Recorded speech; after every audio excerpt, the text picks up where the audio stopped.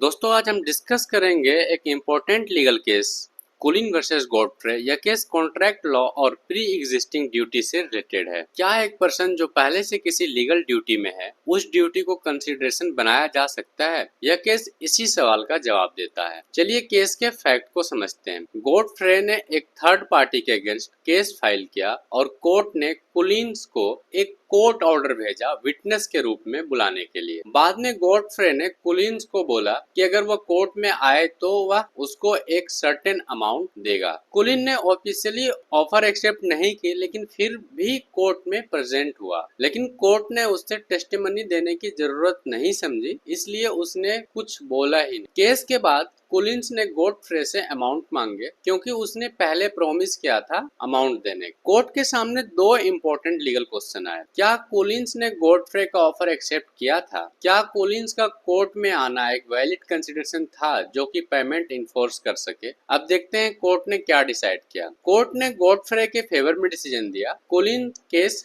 हार गया। कोर्ट ने कहा कि कूलिन्स पहले ही लीगल ड्यूटी में था कोर्ट में प्रेजेंट होने का, क्योंकि उसको अमाउंट मिला था एज ए सैलरी। जब एक पर्सन पहले से ही लीगली बाउंड है तो उसका वही काम दोबारा कॉन्ट्रैक्ट के लिए वैलिड कंसिडरेशन नहीं हो सकता है। कोर्ट ने यह भी बोला कि कूलिन्स ने ऑफिशियली ऑफर एक्सेप्ट नहीं किया, इसलिए वैलिड कॉन्ट्रैक्ट एग्जिस्ट ही नहीं करता। इंडियन कॉन्टेक्स्ट में देखते हैं legal principle. According to section 2D of Indian contract act, consideration must involve a new benefit और ऑब्लिगेशन। वैलिड कॉन्ट्रैक्ट होने के लिए कंसिडरेशन में कोई नया बेनिफिट या ऑब्लिगेशन होना जरूरी है। इंडियन कॉन्ट्रैक्ट एक्ट के मुताबिक अगर एक पर्सन पहले से ही लॉ के अंडर किसी ड्यूटी में है तो वह उस ड्यूटी को दोबारा कंसिडरेशन बनाकर कॉन्ट्रैक्ट इन्फोर्स नहीं किया जा सकता है। एग्जाम्पल देखते हैं। अगर एक पुलिस ऑफिसर को बोला जाए कि वो अगर एक केस सोल्व करेगा तो उसको एक्स्ट्रा पैसा मिलेगा, तो यह इन्फोर्सेबल नहीं होगा, क्योंकि पुलिस ऑफिसर का ड्यूटी है पहले से ही क्राइम सोल्व करने का, इसलिए यह वैलिड कंसिडरेशन नहीं हो सकता है। इस केस से हमें